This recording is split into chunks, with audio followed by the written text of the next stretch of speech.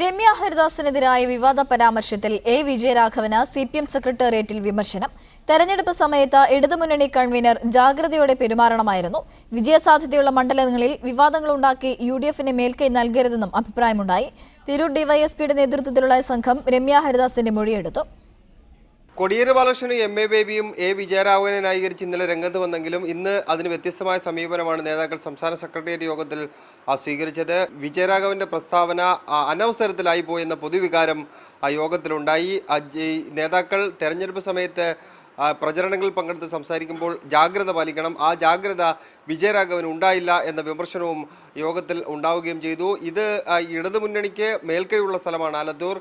വിവാദ പ്രസ്താവനകളുടെ അടിസ്ഥാനത്തിൽ ഏതെങ്കിലും തരത്തിൽ യുഡിഎഫിന് മേൽക്കൈ ഉണ്ടാക്കി കൊടുക്കാൻ നേതാക്കൾ ശ്രമിക്കരുത്. അതുകൊണ്ട് ഇക്കാര്യത്തിൽ ജാഗ്രത പാലിക്കണമെന്ന നിർദ്ദേശമാണ് സംസ്ഥാന സെക്രട്ടേറിയറ്റ് യോഗത്തിൻ്റെ ഭാഗത്ത് നിന്ന് നേതാക്കൾക്ക് ഉണ്ടായത്.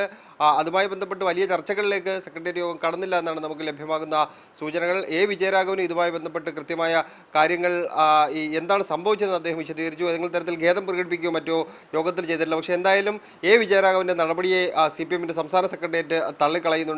അദ്ദേഹത്തിനെതിരെ വിമർശനം ഉയരുകയും ചെയ്തു.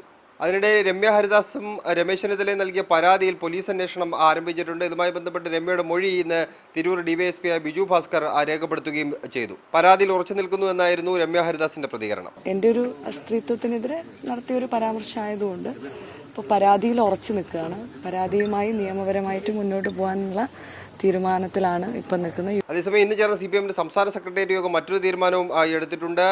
സിപിഎമ്മിന്റെ ജനറൽ സെക്രട്ടറി സീതാറാം യെച്ചൂരി വയനാട്ടിൽ പ്രചരണത്തിനെത്തണം എന്ന തീരുമാനമാണ് യോഗത്തിന്റെ ഭാഗത്ത് നിന്ന് ഉണ്ടായത്. നേരത്തെ പ്രചരണ പരിപാടികളുടെ വേദികളിൽ വയനാട് ഉൾപ്പെടുത്തിയിരുന്നില്ല. രാഹുൽ ഗാന്ധി മത്സരിക്കുന്ന പശ്ചാത്തലത്തിലാണ് ജനറൽ സെക്രട്ടറി തന്നെ പ്രചരണത്തിനെത്തണം എന്ന വികാരം സംസ്ഥാന നേതൃത്വത്തിന് ഉണ്ടാവുകയും അക്കാര്യത്തിൽ അവർ തീരുമാനമെടുക്കുകയും ചെയ്തിരിക്കുന്നത്. വരും ദിവസങ്ങളിൽ ഇതുമായി ബന്ധപ്പെട്ട തീയതി തീരുമാനിക്കുകയും ചെയ്യും. അതിനിടെ ദേശമൽ വന്ന പപ്പു എന്ന പരാമർശവുമായി ബന്ധപ്പെട്ട് സിപിഎമ്മിന്റെ ജനറൽ സെക്രട്ടറി സീതാറാം യെച്ചൂരിയുടെ പ്രതികരണം ഇതായിരുന്നു. That he was Pappu has been going on for the last 4 years. I mean, it's not us that who started it. It was the BJP and the others. No, but the point is why Dishamani said this and what context, etc. That I'll have to find out.